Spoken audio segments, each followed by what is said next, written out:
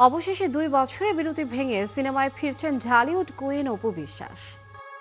অপু বিশ্বাসের নতুন সিনেমা নিয়ে অবশেষে মুখ খুললেন ঢালিউড কিং শাকিব খান। সে চায় যে আবার অভিনয়ে রেগুলার হতে। সে আসলে সংসারে ফিরতে চায় না, সে অপু বিশ্বাসের নতুন সিনেমা হওয়ার ঘোষণার পর থেকে বিভিন্ন মহলে আলোচনা চলছিল, শাকিব খান কি এ নিয়ে কোনো ঘোষণা করবেন। অবশেষে নীরবতা ভেঙে মুখ খুললেন নাম্বার ওয়ান শাকিব খান। চলুন শুনে আসি অপু বিশ্বাসের নতুন সিনেমা নিয়ে শাকিব খান কি বলছেন। আহ, এর আগে কিন্তু আমি অপুর কথায়, অপু তো অনেক নায়কের সাথে অভিনয় করেছে, এমন না যে করেনি। অনেক নায়কের সাথে তো আমার এর আগে মান্না ভাইয়ের সাথে করেছে, ইমনের সাথে করেছে, আরো যারা ছিলেন অনেকের সাথেই করেছে।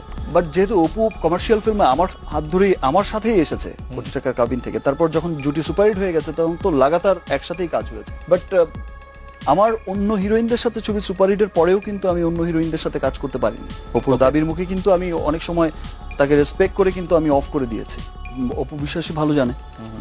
অপু বিশ্বাস আসলে হয়তোবা চাইছে যে সে ফ্রিডমলি কাজ করতে, বিকজ আমি যতটুকু শুনেছি, যতটুকু জেনেছি, সে চায় যে অভিনয় রেগুলার হতে।